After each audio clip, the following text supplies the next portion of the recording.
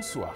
S'il y a des secteurs à même de conduire aujourd'hui le Congo vers une diversification rapide de sa base économique, il y a bien sûr le secteur des mines. Un secteur pour lequel les intentions d'investissement se chiffrent aujourd'hui en des milliers de dollars. Pour aider les Congolais à mieux cerner les enjeux réels de ce secteur minier, le Café du Savoir a organisé un échange autour d'une même table, techniciens du domaine et anciens gestionnaires de ce secteur universitaire et bien sûr un public très diversifié qui a échangé autour de ce secteur pour lequel l'État a engagé quelques 100 milliards de francs CFA pour élaborer ce qu'il est convenu d'appeler aujourd'hui la cartographie minière du Congo. Mais le mérite revient au Café du Savoir qui a eu donc l'amabilité d'engager véritablement le débat. Voici donc comment.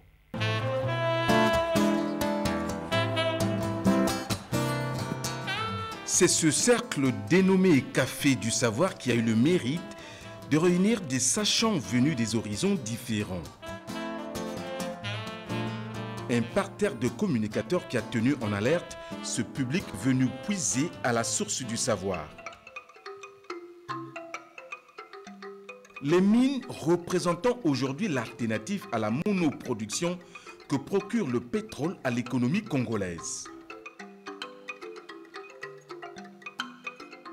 Un enjeu vite perçu par le public, car le secteur de mines est en passe de conduire le Congo vers un réel boom minier. Serge Ikemi, président du Café du Savoir, a su dès le début placer les mines dans leur véritable contexte. Nous allons donc vous dire pourquoi le choix de ce thème aujourd'hui. Dans notre société, l'emploi et la recherche de revenus ou de financement restent des goulots d'étranglement. Nous avons donc pensé que l'emploi, c'est ce qui préoccupe les jeunes, ce qui préoccupe certains adultes, et la recherche du profit, la recherche du revenu ou du financement de notre économie reste une question brûlante de notre société. Nous avons constaté que, en face, les mines dures pour les adeptes, il y a aussi les mines liquides. Ici, chez nous au Congo, on a tendance de privilégier les mines liquides. Et on ne sait pas aussi que l'or, peut-être qu'on sait, mais on semble négliger l'or, on semble négliger les autres mines dures. Nous avons pensé susciter ce débat, parce que les intellectuels ils se parlent à travers ce genre de chantier, susciter ce débat pour interpeller les gouvernants qui puissent investir davantage dans ce domaine qui est une mine, n'est-ce pas? Et c'est toute une fortune. En Afrique du Sud, en RDC, les mines, c'est une fortune.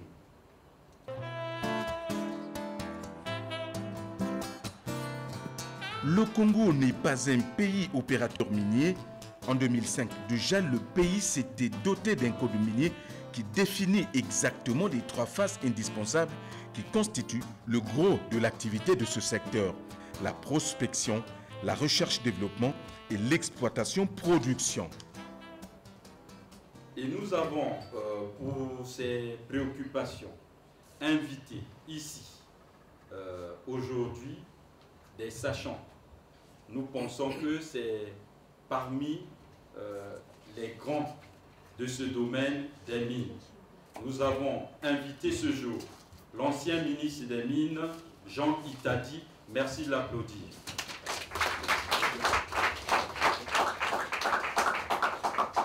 Nous avons également un universitaire qui est un DG de la question au niveau du ministère des Mines. C'est Louis-Marie Djama. Il est tout de suite à droite. Merci de l'applaudir.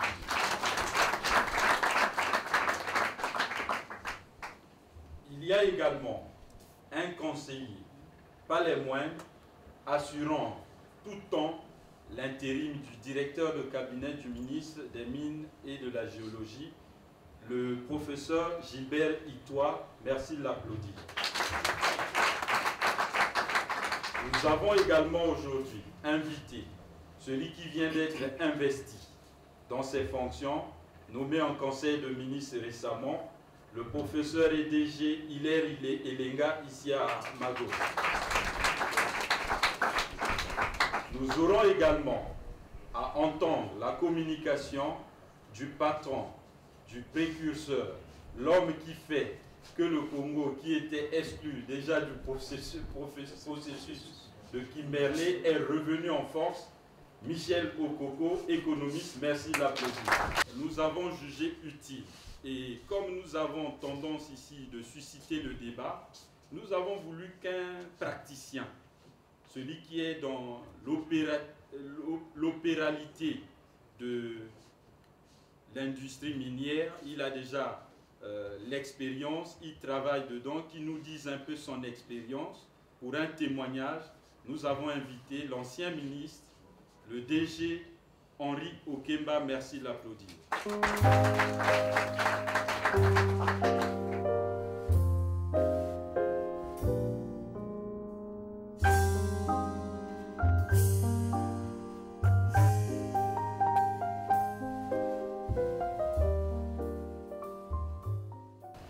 Les mines et le Congo ont une histoire tumultueuse depuis plus de 5 siècles au moins.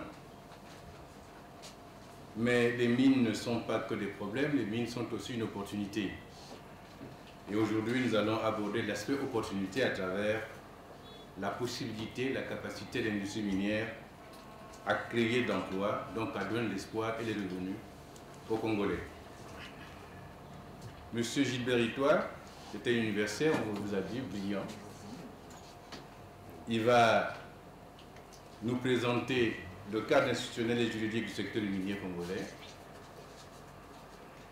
Et je profite de l'occasion pour donner la parole. Monsieur Gilbert Itoile, vous avez la parole.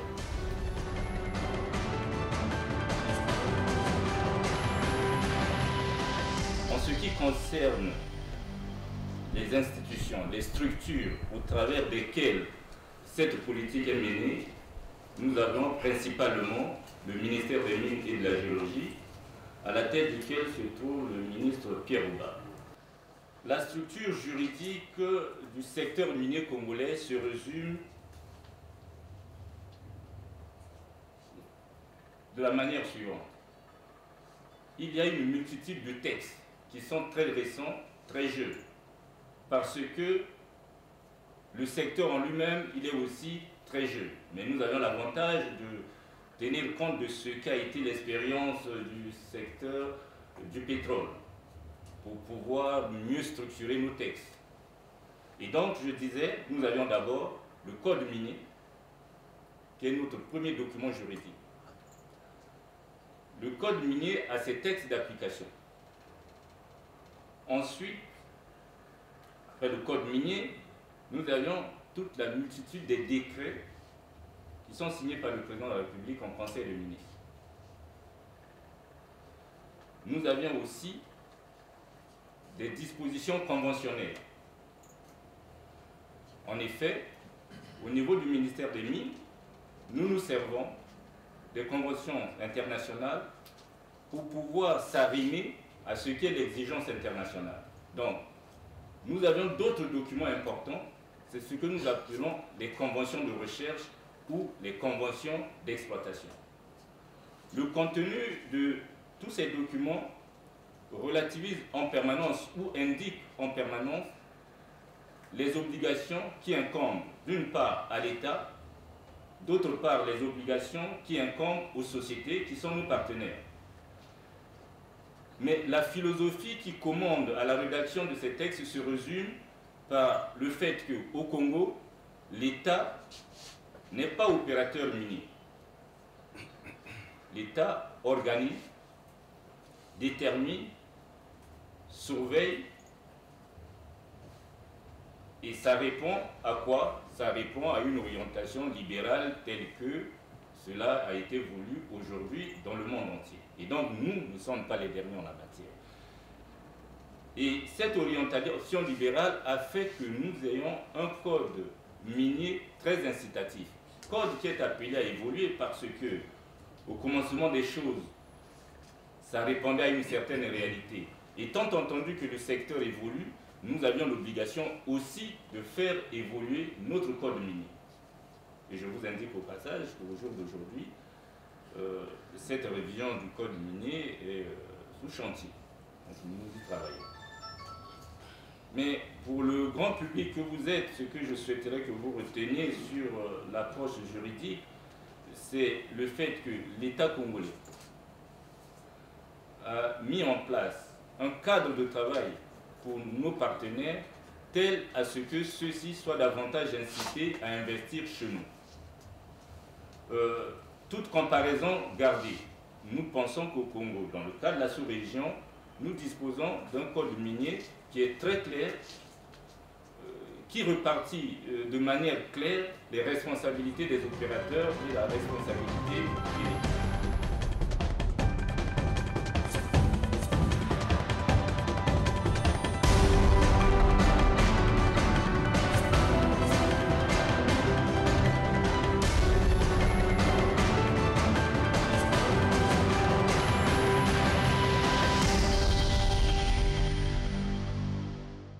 Nous allons passer à notre deuxième intervenant. Il s'agit du distingué Louis-Marie Diama. On vous l'a dit, il est directeur général des mines et conseiller aux mines du ministère des Mines et de la Géologie. Il est enseignant permanent au département de géologie de la faculté des sciences et techniques de l'université Marien Ngouabi. Louis-Marie Diama, vous avez la parole pour votre conférence.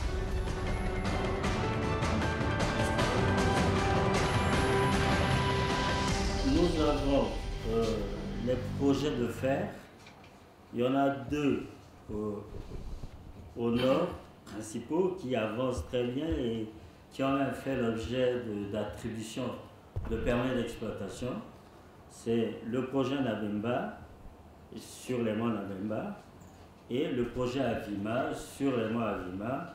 Et c'est dans le département de la Sangha, dans la partie nord-ouest de notre pays, et on est aux confins de la frontière du Congo avec le Cameroun d'une part, aussi avec le Gabon, parce que les gisements à Vima sont proches de l'Uvindo qui fait la frontière du Congo avec le Gabon. Et puis ensuite, on a les célèbres gisements de fer de la partie sud-ouest de notre pays. Le projet Zanaga, monsieur le ministre permettrait que je l'appelle ainsi, parce que là, à Brazzaville, ça peut ne pas soulever de difficultés. Mais sinon, c'est impropre de dire ça Zanaga, parce que c'est pas, même pas dans le district de Zanaga, c'est plutôt du côté du district de Bambama. Mais comme c'est le terme consacré par la littérature en matière de géologie, on peut l'appeler comme ça, mais sinon c'est plus précis de dire Bambama ou le Futu, qui est le village et tout qui contient ce minéral de fer dans son sous-sol. Et il y a aussi les gisements de Mayoko. À Mayoko, il y a deux sites. Il y a un site qu'on appelle Mayoko Musonji, et puis le site de Mayoko DMC, dont le représentant ici, je ne vais pas l'évoquer lui-même, et il aura la primeur de l'évoquer. Je vous donne une idée des tonnages, que ce soit pour les monts Nabemba ou les monts Avima, les sociétés qui ont fait les études prévoient produire en moyenne près de 35 millions de tonnes par an. Ça, c'est l'option qui est prise, mais elle sera faite par phase à cause de la difficulté des infrastructures qui n'est pas encore en place. Ça, c'est pour les gisements du Nord. Pour les gisements de la partie sud-ouest, je vais évoquer uniquement le cas du projet Zanaga, dont les évaluations sont en cours. Et il faut donc construire un port minéralier. Et donc, en ce moment, on en est là, avec l'État qui a pris la décision de faire ce port parce que c'est une infrastructure importante. Et l'État ne peut pas, on a dit au début, l'État s'est exclu des opérations de production, mais il reste dans son rôle de général, rôle régalien, pour organiser l'activité, la faciliter. Et là, sur la question du port, l'État pense par exemple qu'il doit être présent et doit conduire les travaux de réalisation de cette infrastructure qui est un outil important qui sera mis à la disposition de tous les opérateurs. Donc, le schéma qui se dessine, un port minéralier en eau profonde, des études menées par un des opérateurs, MPD en l'occurrence, ont permis d'identifier un endroit qui convient. Ils ont repéré un chénal parce que la zone sous-marine, ce n'est pas un plateau continental simple, elle est rocheuse dans les profondeurs. Et donc, il y a des rochers sous la mer. Et donc, pour faire un port, la zone à déterminer aussi est un élément très important parce qu'elle va influer sur les coûts. Et donc, un endroit a été identifié, on peut faire un chénal qui va nous permettre, à moins de 2 km, d'accéder à ce qu'on appelle la mer profonde et faire un port qui sera de classe mondiale. Et donc, ce travail est en train d'être fait et l'État va le faire dans le cadre du partenariat public-privé. Je voudrais insister un peu rapidement sur ces questions parce qu'elles sont liées aux questions de l'emploi et des revenus. L'État tirera les revenus à partir de la fiscalité qui est prévue dans les différents contrats. L'État tirera aussi les revenus à travers les rémunérations des travailleurs. Et l'État tire les revenus directement dans le travail minier lui-même, au niveau de la recherche, au niveau de la prospection, mais aussi au niveau du développement. Et en général, il y a au moins, pour un emploi créé dans la mine, au moins dans le monde, en moyenne, un emploi créé autour de la mine, c'est-à-dire pour les activités de services, de transport, d'appoint, des choses comme ça. Il y a des pays qui vont jusqu'à 1 emploi des mines et 9 emplois autour de la mine. Ça veut dire que les pays qui valorisent un peu plus leurs matières premières créent beaucoup plus d'emplois que d'autres. Et là, ça pose la question soulevée par l'honorable Jamal tout à l'heure, la question des infrastructures. Il faudrait que le Congo se préoccupe de mettre en place les conditions d'attractivité des investissements ici. Donc, investir dans les infrastructures est très important. Il nous a dit, par exemple, que dans le cas du gisement, en fait, il s'agit du gisement de Komono. Il s'agit de Komono, parce que le foutu est à Komono. Il a dit que les partenaires pensaient qu'il faut, par exemple, évacuer le produit par pipe. C'est une solution économique pour le partenaire. Cette solution l'est-elle pour le Congo à long terme? Au bout de l'exploitation de la mine, il ne restera plus rien. Le pipe ne transportera rien d'autre. Nous avons les gisements d'Avima, nous avons les gisements de Nabemba qui demandent à être évacués. Le Congo a-t-il intérêt à faire que cette production qui sort de ces gisements soit évacuée par d'autres voies que les voies congolaises? C'est une question qui peut se poser. Donc il y a nécessité pour l'État d'investir dans le secteur des infrastructures pour rendre compétitif le produit qui en sortira. Alors nous allons passer la parole très rapidement au prochain conférencier. C'est M. Hilaire Elenga, universitaire. On vous l'a présenté. Il est maître assistant à l'université Mariengouabi. C'est le directeur général du Centre de recherche géologique et minière. Et il va nous faire son exposé sur la recherche géologique et minière au Congo.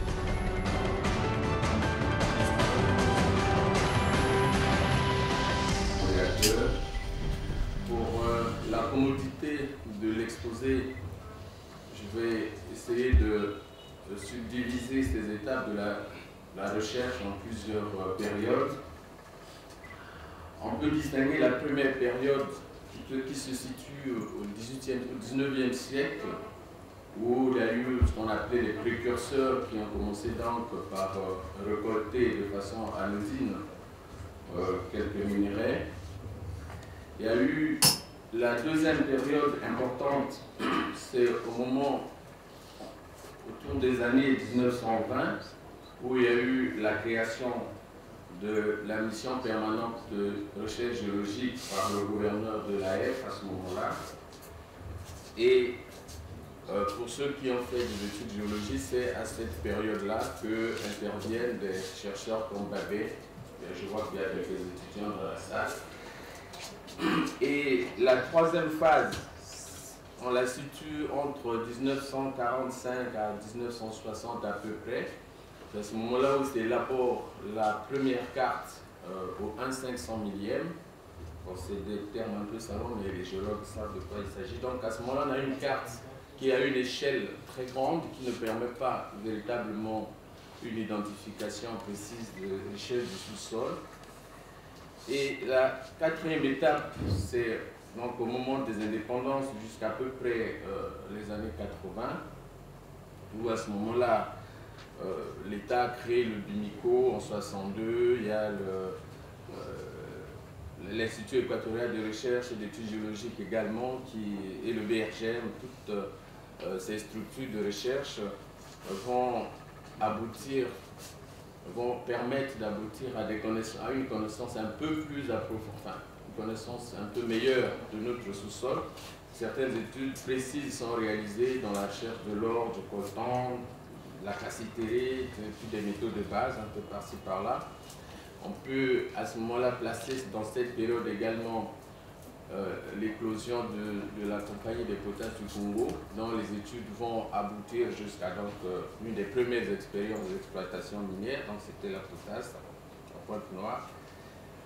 Dans cette même période également, on a la mise en place de la Socorem, dont les études également vont aboutir à la mise en valeur de certains polymétaux, amphouati, et à Bokochongo, etc., etc. Donc toutes ces études ont permis d'élaborer quelques cartes dans certaines régions beaucoup plus précises et aussi ont abouti à l'élaboration d'un document de base qu'on appelle le plan minéral. C'est un document très précieux donc, qui a été mis en place, enfin, qui a été publié en 1982. Et toutes les données actuelles, toute la recherche géologique actuelle, toutes les demandes de permis actuelles se sont en fait basées sur des indices qui sont consignés dans ce document qu'on appelle le plan minéral. Puis il y a eu donc toute une grande période de latence. Cette période aussi peut s'expliquer par le fait que l'exploitation des minerais, en particulier le fer ou un certain nombre de polymétaux dépend aussi de l'état de la santé de l'économie mondiale parce que des fois les coûts de ces minerais sont très bas et alors que aboutir à leur extraction ça coûte très cher. Donc il y a eu une grande période où la recherche minière en ce qui concerne les mines solides est restée un peu en hibernation jusqu'à une période qu'on peut considérer comme de 2005 à maintenant, au moment où le président de la République qui avait certainement bien anticipé le développement, en particulier des pays d'Asie, la Chine, l'Inde et puis le Brésil également, qui allaient avoir des besoins en matière première, donc à créer de façon à part entière le ministère des Mines et de la Géologie. Et c'est à partir de ce moment qu'une nouvelle réflexion a permis la création donc du Centre de recherche géologique et minière qui est consigné dans la loi qu'a invoqué monsieur le conseiller ici. Donc le code minier prévoit donc la création d'un établissement public qui s'occupe essentiellement de la recherche géologique et minière. Donc aujourd'hui nous sommes dans cette nouvelle phase et le résultat qu'on attend c'est quoi? Je dis qu'une fois que le pays va disposer de sa base de données, des différents éléments qui sont notre sous-sol. À ce moment-là, le processus d'exploitation des minéraux va complètement changer. Parce qu'aujourd'hui, on procède d'abord par des autorisations de prospection, après des permis de recherche. Donc toutes ces étapes-là, un pays qui a la maîtrise de son sous-sol n'a plus à passer par ces différentes étapes. Il a le pays a ses données et attribue directement des permis de recherche, mais les vend très très cher. En fait, ils sont vendus, ça coûte des centaines de milliers d'euros. Parce que c'est un investissement important que l'État consent en amont. Pour vous donner une idée, l'Afrique du Sud, pour la maîtrise de son sous-sol, a dépensé plus de 10 milliards de dollars. Bon, notre pays, modestement, le gouvernement a mis sur le programme de recherche actuel 100 milliards de CFA. 200 millions de dollars. Je crois que c'est ça. Oui. Voilà. Donc 100 milliards de CFA sont consentis pour la connaissance, disons, plus poussée de notre sous-sol. Je voudrais juste dire, puisqu'il y a des chercheurs dans la salle, que dans l'histoire, le Congo a intéressé le monde d'abord à cause d'une matière première qu'on appelle le cuivre. Et ce cuivre que vous trouvez dans la zone de Mindouli, de Madingu, de Lutete, qui a été, y compris à l'origine des premières guerres qui ont impliqué à l'époque le royaume du Congo, puisque les Hollandais qui étaient ici s'étaient alliés aux dirigeants du Congo contre les Portugais qui, eux, voulaient justement s'approprier ces richesses minières, ce qui a entraîné d'ailleurs d'autres conséquences par la suite, y compris en Anguilla, le fait que le roi du Congo ait été tué et tété, parce qu'on lui a coupé la tête, effectivement, et enterré à Luanda aujourd'hui. Ça a été le cuivre. Il y a, par la suite, l'époque coloniale qui est arrivée, mais je répète, les Chinois même d'ailleurs, Nzenge, l'amiral chinois, est venu au royaume du Congo au XIIIe siècle, justement, pour cette recherche minière.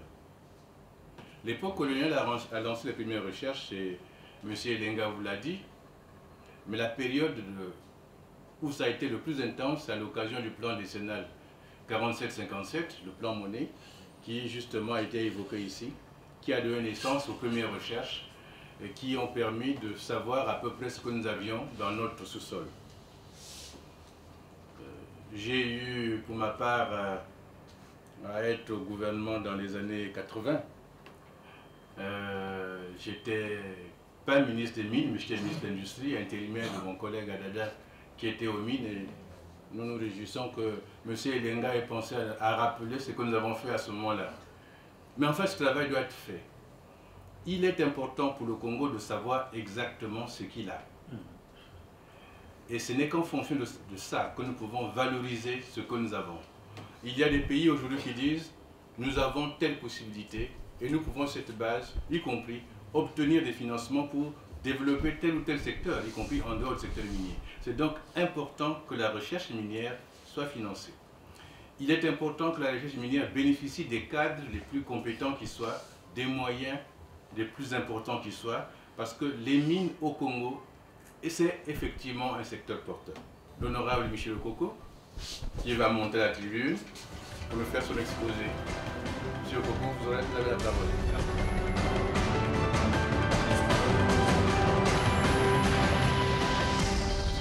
Des paiements qui sont faits par les sociétés extractives. Il est demandé donc aux sociétés extractives, sur la base de la certification de leurs comptes, de donner l'ensemble des paiements qui sont faits à l'État. On leur demande leur livre, on veut être sûr que ça vient de leur livre, on demande à ce que ce soit certifié par leur commissaire aux comptes. De la même manière, il est demandé à